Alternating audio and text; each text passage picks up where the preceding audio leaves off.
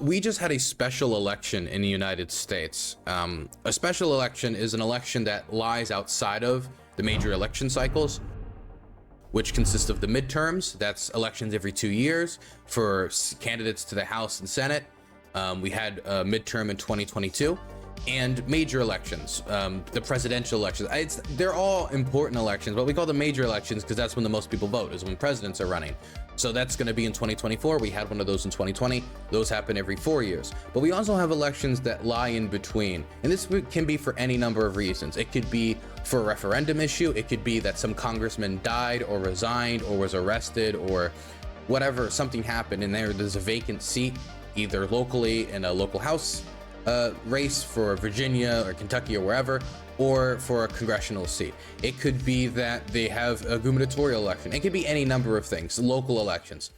But those are special elections, and that's what we just went through. So this isn't a major election where we had people in every state across the country voting, or a major election where the presidency was on the line. But this was still important because they were talking, it concerned issues like marijuana legalization, the right to abortion, Supreme Court nominations. But there's another reason this is important outside of the direct implications for the people affected by the policy and the candidates that were on the ticket in the states in question.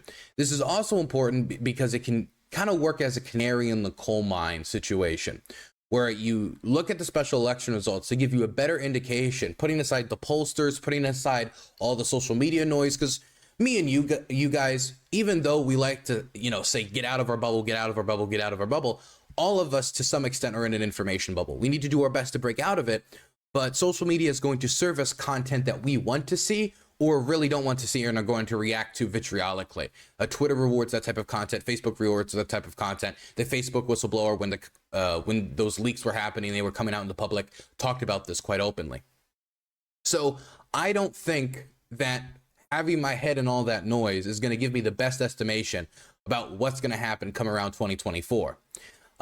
Now, that doesn't necessarily mean that these results, if the Democrats win, that means Joe Biden's going to win, or the Democrats lose, that means Donald Trump or Nikki Haley, whoever the nominee is going to be, most likely Donald Trump, that they're going to win, because there's a lot of things that don't pass over. If you have an election in Kentucky for governor that was already the incumbent, the issues at play could be very different than the issues at play on the national level with Joe Biden. Abortion is still going to be on the ticket. That's an issue that really motivates Democrats and has really motivated independents to go with the Democrats.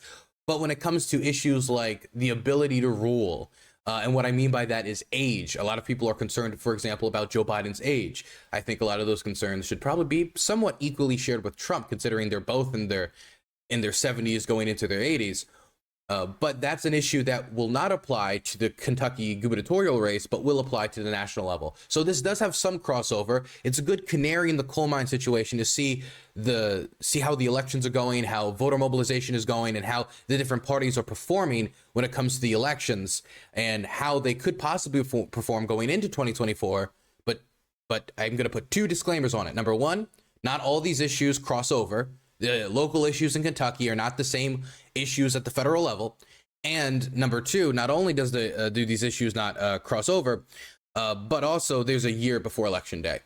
So if we go into some sort of economic meltdown in the next year, all this data almost completely becomes useless if it really, really reflects poorly on Joe Biden, because obviously the situation has changed. Elections can change very rapidly depending on developing news. Okay, now that I've gotten all those disclaimers out of the way, let's actually look at the election results, which I can say were very, very positive for Democrats almost entirely across the board. Let me show you some of the top races to watch as listed by the New York Times. Number one, the right to an abortion. This was a referendum in Ohio on whether there should be a constitutional right in the Ohio state constitution. I know we have some European fans now that have been doing a lot of foreign policy. There's state level constitutions and then there's federal level constitutions. And in Ohio, they were having a vote on whether in the state level constitution, they should enshrine the right to an abortion. Now, that does not mean that there can be no regulations on abortions. That does not mean that they can't say, well, up to the point where the fetus is viable, past that point, you can't have an abortion. They could still introduce legislation around that. They could still try that. But when it comes to banning abortion, and when it comes to trying to, wipe it out and not allow it in Ohio, that's what the referendum was about. And man, man, the constitutional right to an abortion won a smashing victory. A smashing victory. The yeses got 56.6% compared to the noes, which got 43.4. So that's 2.1 to 2.2 million votes to 1.6 to 1.7 million votes. So it wasn't even that close. It wasn't even that close. We're talking about 12, 13 point curb stomping right there. And that was not taken well by pro-life Republicans. But before we go into all the reactions to it, I want to show you guys the other results. There was another special election that people were looking at, the 420 crowd was looking at, and that was Ohio looking to legalize the possession and sale of marijuana. And the yeses overwhelmingly won, 57 to 43. Now, I will say that this does mean that technically the legalizing marijuana had a more decisive victory than a constitutional right to an abortion. I don't want to take anything from that or take any implications from that when it comes to Ohioan voters and where their priorities are. Both are positive things. I'll just leave that there. Next, there was a race in Kentucky. The incumbent Democratic governor was taking a challenger in the name of Daniel Cameron, who ran a very aggressive campaign. There was like 5 super PACs going against Andy Beshear, the incumbent Democrat. I know Mitch McConnell's super PAC was down there. I know a coalition of Republican governors super PAC was in there. I think it was like the Business Coalition. It was like 5 separate super PACs trying to knock down Andy Beshear. And he performed. I mean, he didn't win by an overwhelming margin, but he won by 4 points. 694,000 votes to 627,000 votes. So this is now going to be a two-term Democratic governorship in Kentucky. Now, that doesn't mean all the results were good, though. There was a result in Mississippi that was disappointing to me because a family member of Elvis Presley, the famous musician, lost. He was the Democrat. That was Brandon Presley, who was running against Tate Reeves, the Republican incumbent. But this is Mississippi. This is a Republican state. It's a very red state, and nobody really knew how Brandon Presley was going to do, but the odds were against him because, again, it's Mississippi. You don't get that much more conservative than Mississippi. But there is something I want to note. When you're comparing Tate Reeves to Brandon Presley and the results here, there's only a 4-point difference. A 4-point difference in a Mississippi governor's race is not something to laugh at. And I think even though Tate Reeves can breathe a slight sigh of relief, they're going to be on their toes come the next election. And they're going to invest a lot of money come the next election because Democrats are going to look at these results and see an opening. There are going to be Democrats who are going to see this, Mississippi Democrats who are going to go back into the woods and start planning again and saying, this is a winnable race. This is a winnable race. Let's try it again. Let's do it again next time. Now, maybe if you don't have a family member of Elvis Presley, it might be more difficult next time, but not completely devastating results for Democrats. Still performed fairly well. In Pennsylvania, I don't want to spend too much time on all of it, so I'm just going to zoom past the last 2.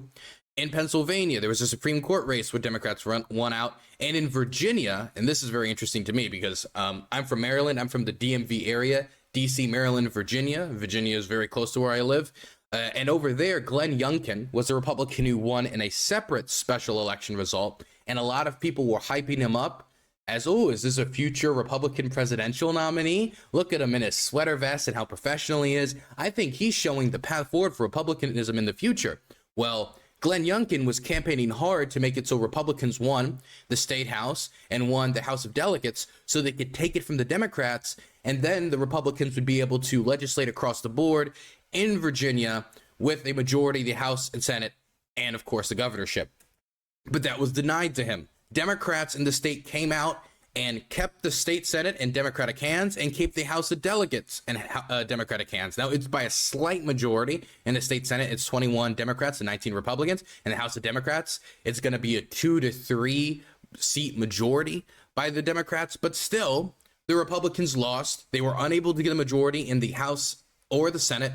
And this Republican hopeful that people thought could be the next presidential candidate and is going to change Virginia forever, that does not seem to come to pass. And Glenn Youngkin got, I don't want to use the word cucked a little bit. I don't want to use that word, but he got he's not very happy right now. Okay.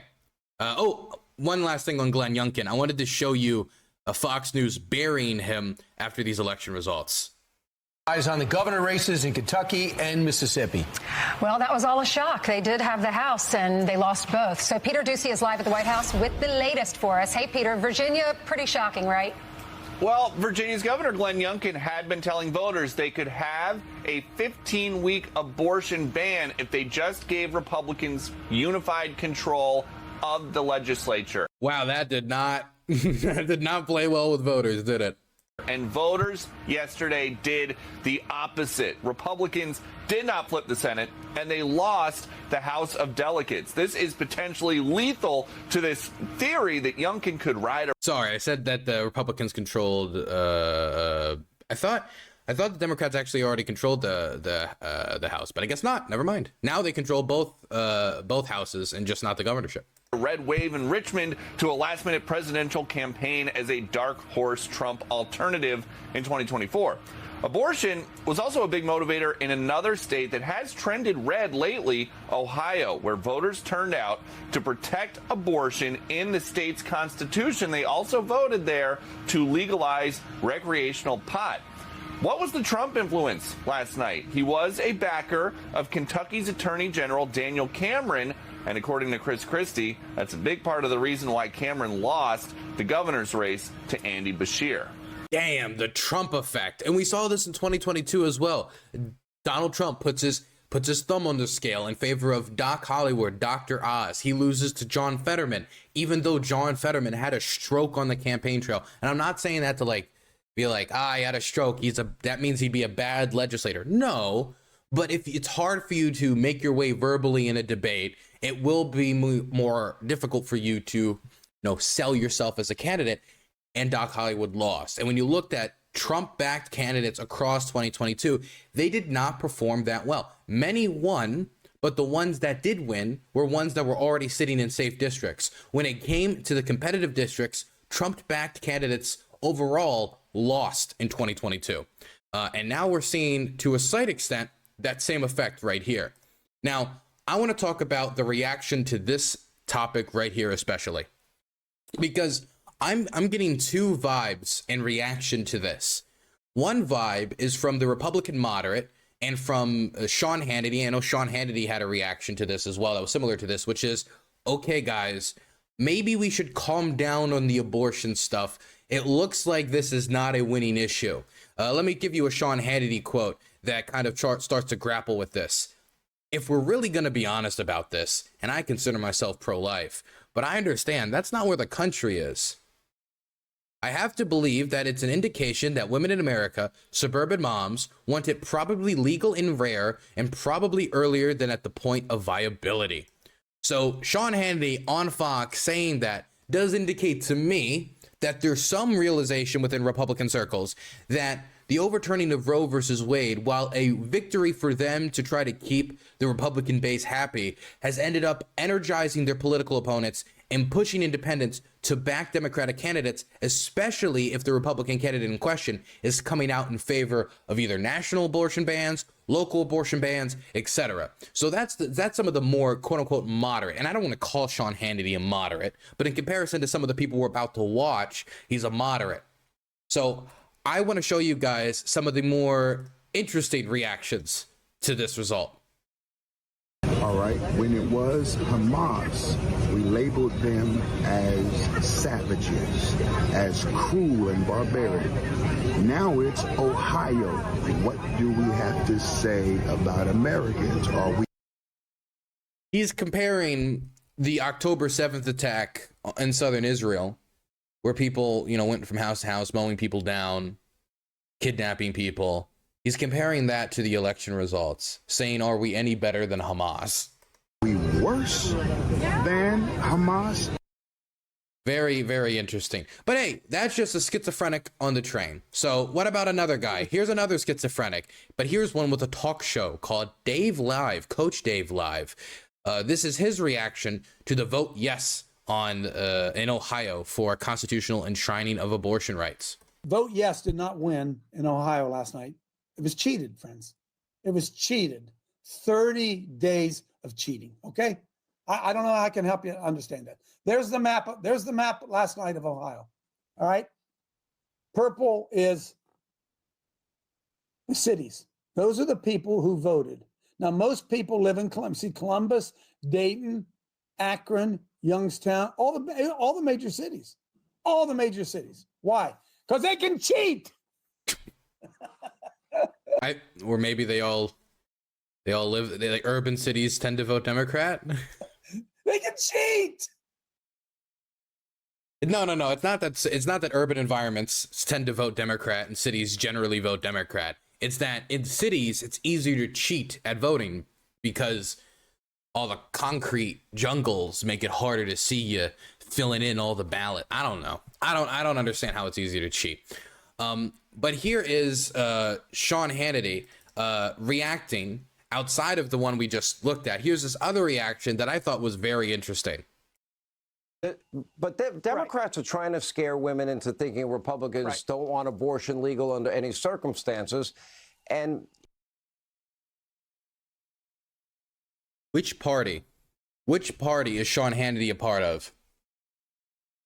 Which party? Lindsey Graham went out in front of the press not even a year ago.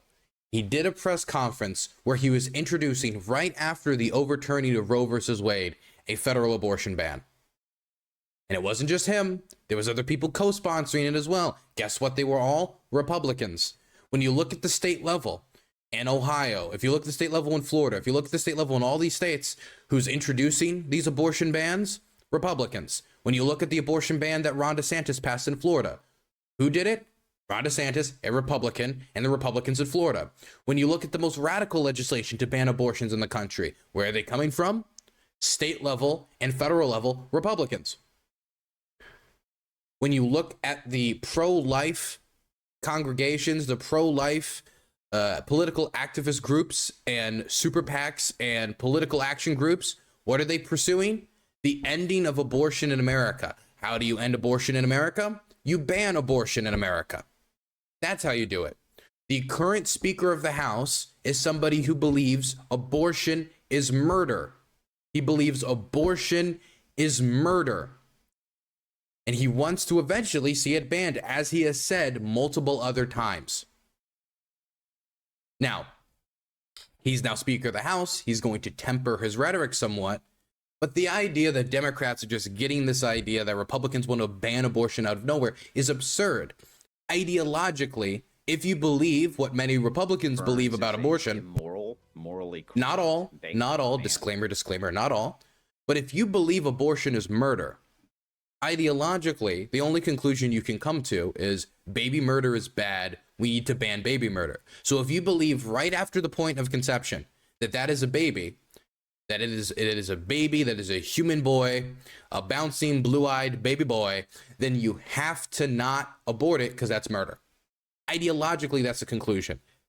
That's what the current Republican Speaker of the House thinks. That's what Republican state legislators think across the country. And that's what many other Republican senators and congressmen believe. And if you believe that, your ultimate goal ideologically should be the banning of abortion. Now, I don't believe right at the moment of conception, terminating that pregnancy is the same thing as like shooting a child. I don't believe that.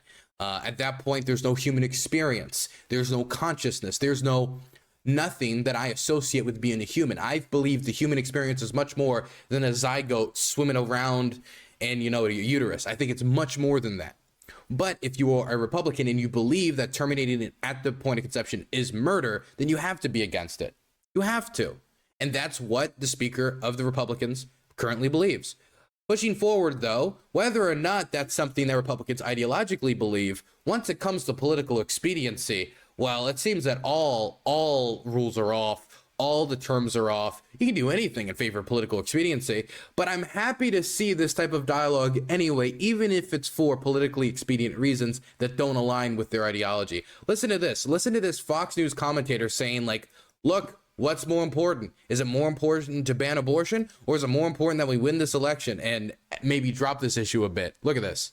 was extremely or very important, and only 32% said that it was moderate or not important. It's nearly 7 in 10. Republicans have to figure out what their messaging is, like Brian was saying, in order to go forward in the next election. We looked at this midterm election as a way to gauge how Republicans or how Democrats react going forward for 2024. So Republicans need to look at all of these numbers and really think about what's more important. Yes, most people that are Republicans are probably pro-life, and we love our babies, and I love being a mother, but what's most important? Republicans taking over and Republicans being able to keep our country. See, is it ideologically, it just doesn't make sense to me. If you genuinely believed that abortion is baby murder, then I couldn't imagine. If you genuinely believe that, I couldn't imagine just dropping that so quickly because it's no longer politically expedient. Like, for example, I support Ukraine. I want the Russians to stop invading Ukraine. If it was no longer politically expedient, I'm not dropping that position. You know, if the conditions of the war change, my perspective of what we can do to support Ukraine might change. Reishi got a tier 1 subscription. Asterisk Reishi asterisk got a asterisk tier 1 asterisk subscription. Man, we need to change that notification sound. Reishi, thank you so much for the tier 1 sub. But if I was immediately, once it goes from like 55% of American support aid to Ukraine, it goes like 48%. And I'm like, okay, guys, never mind. Maybe we should realize that this isn't that popular anymore and we should drop it. It doesn't sound like I have any conviction. It doesn't sound like I have any conviction in my beliefs. Almost like I was just like wearing it like a backpack. I gotta slide it off at any time once it gets a little too heavy for me. Anyway, moving on from the abortion issue, I just wanted to show you one of my favorite Twitter accounts and how they reacted. This Twitter account's pretty funny too. But right here, this is from Liz Cheney fan on Twitter. This is a rant that they did and they uploaded onto the internet. Why they uploaded this publicly onto the internet, I do not know. But Liz Cheney fan reacted how you would expect somebody who's a Liz Cheney fan, who is the daughter of former Republican Vice President Dick Cheney and a former Republican congressman. What you would expect them to react to this like. Actually, no, this isn't what you would expect, but they're not happy. To be quite fucking frank, Chicago deserves everything they just voted for. To be quite frank. They just voted for schools to be shut down indefinitely, as they did during the pandemic. The teachers' unions were fucking insane, psychotic. They literally rioted so students could not be in school. Fucking ridiculous. And now they just got the mayorship. That whole city is fucking done. If I lived in Chicago, I'd leave. If you live in Chicago and you listen to this, I recommend that you leave fucking immediately. Hey, I just want to, just a message to all my fans in Chicago, okay? If you've been waiting for the indication that Chicago is going downhill, Liz Cheney fan on Twitter, @LizCheneyFan, is finally giving you the go-ahead. It's unsavable. It's unsavable now. Fucking ridiculous, dude. I can't believe this just fucking happened. Paul Vallis literally fixed the whole school system of New Orleans, and now he just lost to some fucking bum person who's in a teachers union. God damn it, dude. I fucking hate this everything, dude. Fuck! I'm going to bed now. I'm sorry it was such a bad night. Goodbye. Okay. Moving on. I don't have anything to add to that. That's perfect. Showing is better than explaining. Moving on. You're wrong about why Democrats won last night. This was the reason. The problem with Democrats and Republicans is one side works for the living, the other side leeches off people working for a living. It's a free organizer, people hang out. What are you showing me? Is this it? Wait, is this like your thing? Did you say this? What's this? The problem with Democrats and Republicans is one side works for a living, the side leeches off people working for a living. Who are they talking about? You know what really pisses me off about the idea that Democrats are just all lazy and Republicans are all just the working man. Democrats subsidize blue states. If you look at where the majority of our social programs go, as a percentage, it goes to states like Kentucky. Now, I'm not saying that Republicans are lazy. I'm not saying that Republicans don't work. But when it comes to the idea that like Democrats are lazy and the cities are lazy and they're not adding to the economy and they're dragging us all down, California is like the 10th largest economy in the world if you were to compare it to countries. It has a larger economy than Russia. It produces so much economically for the United States. So much. Our major cities produce so much for the United States. And they pay into our social security programs. They pay into our social programs. They pay into the system. And they end up subsidizing a lot of red states, which on a majority, now this isn't true for every red state, but if you would have put all the red states next to all the blue states, and you would compare who takes in more as a percentage, the Republican states take in more every time. And it's been like this for a long time. So I don't buy this. I don't buy this at all. Let's move on to one of the most interesting cases of a candidate reacting to their election loss. Because so far, I've showed you guys, some Fox News hosts. I showed you guys some like schizophrenics on TikTok. But let's talk about the candidates themselves. How did the candidates themselves react? Now, I'm not going to go through every single candidate saying, woe is me, I lost, but was it rigged really? Or, I gracefully accept this loss. I want to start and end with just one case. And that's Brian Robinson. Now, Brian Robinson was a Republican candidate in New York City for the New York City Council in District 4. He was running against Keith Powers. Now, you just need to have eyeballs to see that it wasn't that close. He lost 74 to 25. So he got 25% of the vote. It's 11,000 to 4,000 votes. It doesn't seem like a lot of votes, but yeah, this is a local city council election, so it's going to be a little different. And how would you... This is my question to you guys at home. Let's say you just ran for office and you didn't just lose, you lost big. The only person I know of that loses bigger than this is Cenk Uygur. Okay? So you just lost big. Not a great result. Didn't do what you expected. Do you start planning your return? Like, okay, I'm going to try again next year, but I'm going to get an endorsement from this person. I'm going to try this. I'm going to fundraise this way. I'm going to try to use this argument. I'm going to do this. Do you, throw the hat in and say, hey, I think electoral politics ain't for me. I think I'm not good in the public light. Do you just gracefully bow out? What would you guys do? You lose so overwhelmingly. What do you do?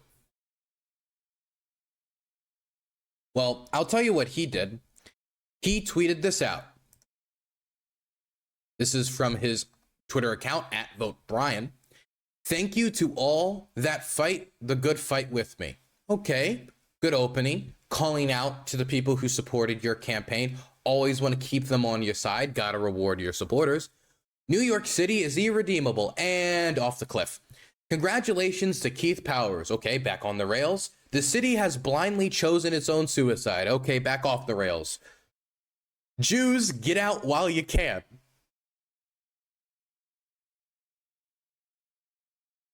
What? My family will be to the Nazi machine. He says machine twice here. I don't know why. I don't know. That killed a great city. Go F yourselves, soulless bastards. Okay, so nobody checks this guy's tweets before he hits send. Not only because this is insane, but also the machine. So there's a few things here, okay? New York City is irredeemable. This guy is never running again in New York City. I think he might be genuine when he's saying that he's leaving, that he's going to get his family and skedaddle. He lost the election, so he's going to pick it up like one of those old style cartoony carpetbaggers and just leave, except it's a reverse carpetbagger. He's going the other way. Okay, so I'm sorry. This tweet still gets me. The city has chosen its own suicide. Jews, get out while you can. What is this in reference to? I looked into it. The person he's running against isn't like some neo-Nazi. I thought maybe I'd look up and the guy was like a member of the Aryan Brotherhood, or he was, I don't know, like the first, like he's personally signed like the Hamas charter or something. No. He was just some fucking rank and file Democrat. He just randomly threw out there, the Jews, get out while you can. My family will be to the Nazi machine that killed a great city. New York City is headed by a black man. Now, I'm not saying that him being a black man means he can't do anything bad. But I don't think Adolf Hitler would have handed over the 1,000-year Reich to Eric Adams. who's going to go out there and be like, I love my home in the Golan Heights, which is seen as Israel. Oh, I love to take my selfies with all of my constituents. Like, you could say he's a stale politician. You could disagree with his policies. He's not some Nazi. Where does this even come from? Is it just that after, Rashida Tlaib said the river to the sea comment, now every single Democrat is like a Nazi, even though that comment doesn't make you even a Nazi? I have no clue. But anyway, for all my Jewish brothers and sisters in New York, get out while you can. Brian Robinson is acting as the canary in the coal mine. He's warning us all. Last reaction from Republicans I wanted to show you guys. This is in reaction to the abortion referendum in Ohio. This is from a sitting representative, Republican representative, big surprise. Direct democracy should not exist. Case in point, Ohio legalizing the slaughter of babies. See, this is the reaction I would expect if you genuinely believed that abortion is murder. If you genuinely believe abortion is murder, no matter how politically suicidal it is, you're going to stay on the train and say, this is murder, this is murder, this is murder. Because if I thought that we were doing something in the United States that was killing like millions and millions of babies or thousands of babies, I wouldn't be like, this isn't polling well, I'm going to stop talking about it. You would have like a moral weight on your shoulders to spread the word about this. So even though I disagree with it, and I still think this is delusional and crazy, and pointlessly hyperbolic, I do think that at the very least it shows consistency. So I can say that Representative Brandon Pritchard is consistently a cunt. Anyway, where were we? It would be an act of courage to ignore the results of the election and not allow for the murder of Ohio babies. So he's just saying disregard the election results. What is it with Republicans and just not accepting elections where they lost? Because this isn't the only person who's come out and said just disregard the elections, or came out and said, oh, it's all rigged. It was all rigged. I can't believe it. But just any time they lose, is it just like, this democracy thing is stupid? That really is his reaction to this. Democracy is stupid. He says direct democracy is stupid. Therefore, let's ignore the results of the election. Here's a question. If the results would have gone the other way, do you think he would be calling it's stupid that we had a vote on this? Do you think he would be coming out saying, Democrats can ignore the results if they want to, get as many abortions as you want?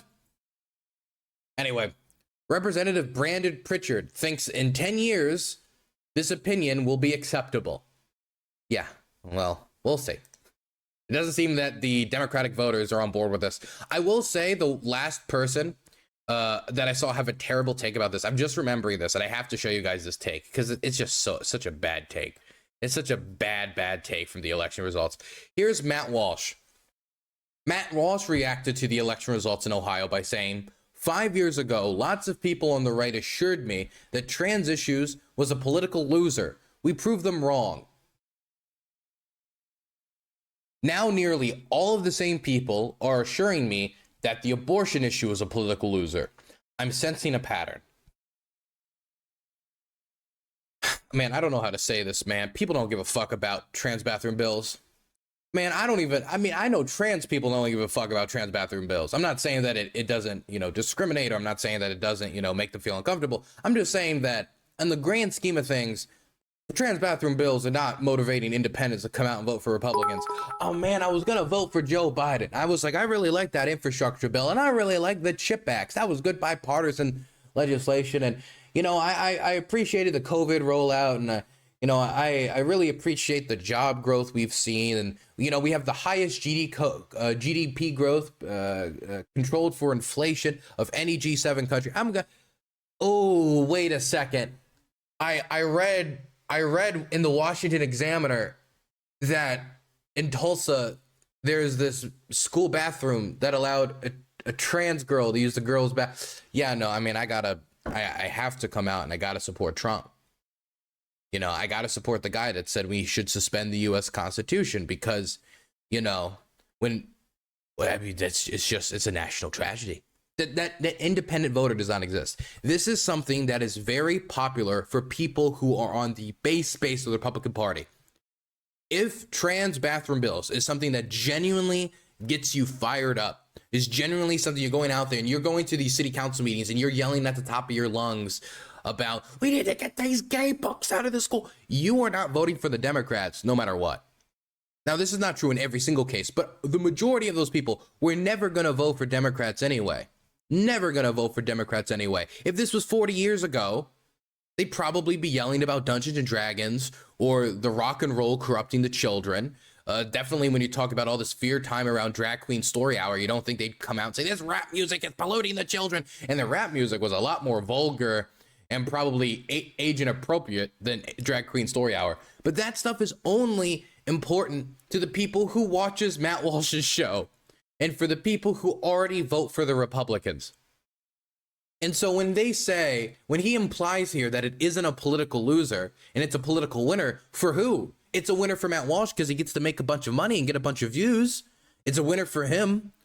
It's a winner for him showing himself participating in politics by going to these city council meetings and getting on the stand saying, you city council people have the blood of those periods and who have been experienced near the trans girls on your hand. He can go and do that and get all the views, get all the attention. This does not win over independence, period. End of paragraph, donezo. Let me show you some data to get this point home. This is from Data for Progress. Now, if you reject Data for Progress, I ask you guys to find me any poll or any information that indicates something different from what I'm about to read you. I understand that some of the way that this terminology, this question is asked, you could maybe object to, but I challenge anybody to find any data that counters this. Even Republicans think the amount of anti-LGBTQ plus legislation is excessive political theater.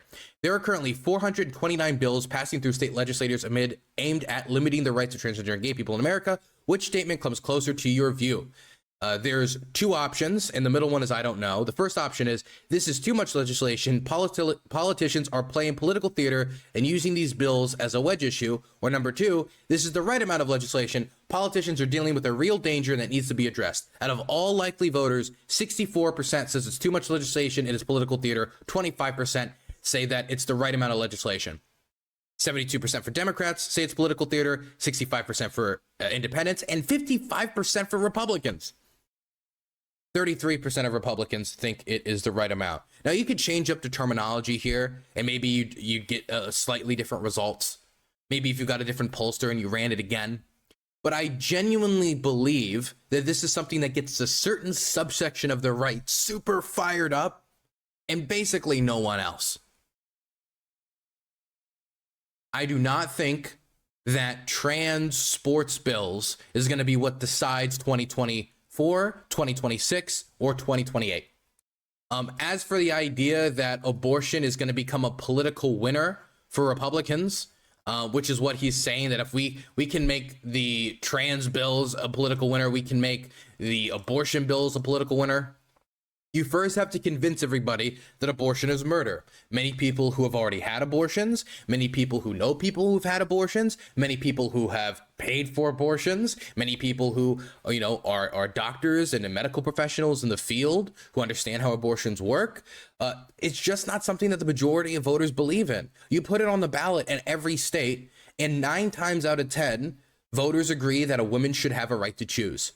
Now, there's a question about where that right to choose ends, whether it ends at viability, whether it ends at the point of birth, because there is a question in some states and in some communities about whether or not we should give women a complete free hand or not a complete free hand.